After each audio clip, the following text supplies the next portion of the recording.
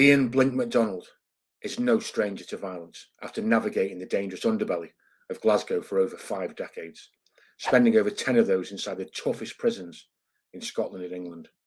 A man with great charisma and humour, Ian is very much the old school in his approach to criminality. But in 2009, at 48 years old, he had unknowingly become a target for a ruthless crime boss of the new school who wanted him badly hurt. This new breed of criminal do not play by old school criminal values. They are happy to target families and homes. Only days after an explosive device was left under his claw, Blink was brutally attacked on the streets of Glasgow. I will now read an extract from his fantastic book, Scotland's Wildest Bank Robbery, covering the violent episode from the chapter Slashed and Arrested, and give my thoughts at the end. What's for you won't go by you, I often told myself. Now friends were warning of rumours that a contract had been taken on my life and urged me to leave the flat. Get out of there. It's an assassin's paradise, James Healy said. There was an unwritten underworld code that you didn't attack someone at his home where innocent women and children might become victims. I told him, James, all the people shouting, they're going to get me have houses. I'm not going to their homes, and it's out of order for them to come to mine. If they want to attack me, they can do that in the street. I knew that if someone was desperate to have me taken out, there was nothing I could do to stop them trying. So I carried on with my routine. The police had continued their surveillance on my home for 3 days.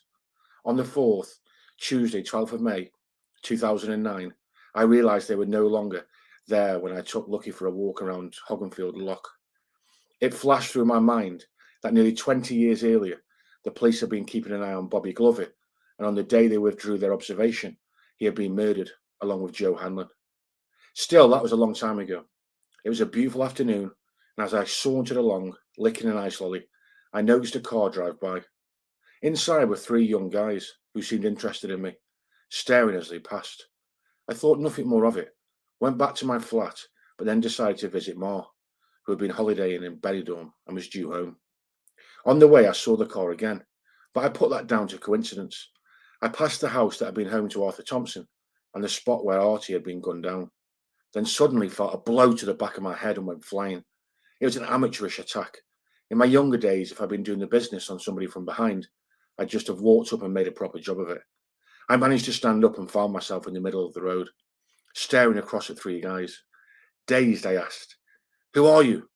They taunted, "Come on." And I said, "Come on then," and began walking backwards. My mind was in a whirl. What was going on? Who were these characters? I didn't have a weapon, not even a dog lead, but to tell the truth, I wasn't scared, because I've been in these situations for 30 years. I could have run and would have got away from them, but I fell hook, line and sinker for one of the oldest tricks in the book, a challenge to my pride. Psychologically, they defeated me there and then, just by one of the trio calling, "Don't run, you're supposed to be a gangster." One of his cronies took it up with, "Aye, come on, big man, hard man, don't run." I sensed the 3 were frightened, wondering what to do next. They'd made a foolish move by hitting me from behind and not completing the job. Now they'd have to try again, and I'd be ready. They muttered to one another, seemingly to boost their confidence, and then began circling around me like sharks about to move in for the kill. Suddenly we were fighting, rolling down a slope, and we came up against the gates of St. Paul's Church at the corner of the road where Ma lived. One of the gang sat on my legs to stop me getting away, and another asked, "Who's going to do this?" I heard a voice say, "Here, take this," and now they were trying to cut my throat. I put up my hands for protection and felt my face being cut. I was struggling for life. They're trying to kill me, I thought. I can't believe this is happening in broad daylight. Then they were up and running away, and I saw their getaway car. They clearly meant to do the job where I'd been struck from behind, allowing them to escape without their car being spotted. But because they had been too wary, their scheme hadn't worked out. "You shitebags! You cowards!" I was shouting. I was holding my face, not aware of how bad the cut was, or conscious of blood running from the back of my hand. "This is nothing," I told myself. If they'd cut my throat, I would have been struggling. 4 minutes and I'd have been dead. Then the cops would have been looking for the 3 murderers and their paymasters. I wondered if the hitmen had been told just to slash me, but I panicked over being recognised and had gone for a kill. A woman motorist stopped and asked, "Are you all right?" She had a child strapped in the back seat. Blood was pouring down my face and body, but I wasn't really bothered. Over the years, I dished it out, and finally it had come to be my turn to be on the receiving end. I told her, I'm okay. And she asked, did you see who did it? I said, yes. And she said, so did I. Did you see the car? Do you want the registration number? And I said, no, I saw them. By now, I reckon she was thinking, this is getting too heavy for me. And she drove away.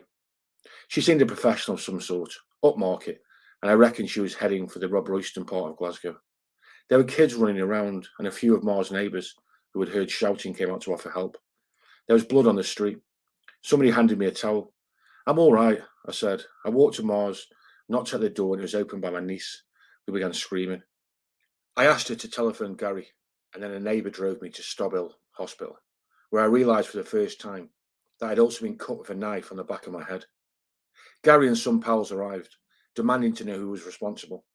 I told them, I don't know, but I had a detailed description of the attackers imprinted on my brain. They were followed by officers from the unit, dealing with the car explosive. They asked, we suppose you're going to say nothing? And I replied, no, I'm not. Well, are you okay? They wanted to know, and I told them I. That was it. I was never questioned, something I found strange. My t-shirt was soaked in blood, and I expected the police to take it away so they could examine it to see whether there was a DNA left by my attackers, but they took nothing. Their attitude seemed to be, you deserve all you get. But then I was of the same opinion. That night I was transferred to the plastic surgery unit at the Royal Infirmary, and the next day I underwent an operation in which 36 stitches were put in. The wound that stretched from my eye to my ear, the skilled staff at the unit did a brilliant job.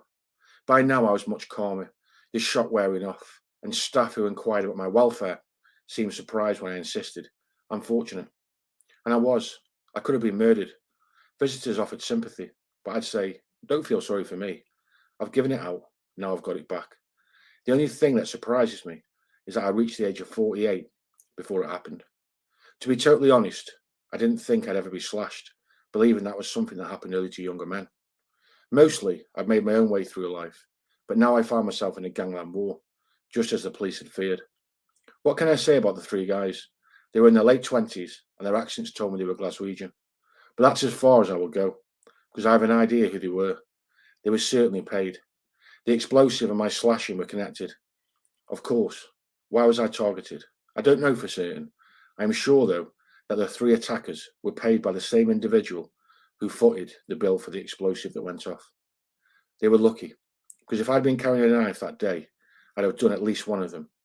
Did knowing who was behind it help? Yes, it did. It would have been worse had I'd been wondering who was paying for this and why. But knowing the identity of the paymaster and his character meant I wasn't scared, especially after what I'd gone through during 30 years in Gangland. So that was the chapter, Slashed and Arrested. Really detailed, explosive book. It's got some infamous characters from Glasgow's underworld mentioned throughout the book. I've spoken to Ian at length. I personally find him great company. Very much an old school villain.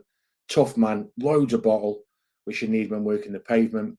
There are many rumours of who was behind the attack, but as Blink says, what goes around inevitably comes around, and Ian's kept quiet on the reasons behind the attack, as a respected face from the old school would be expected to do so.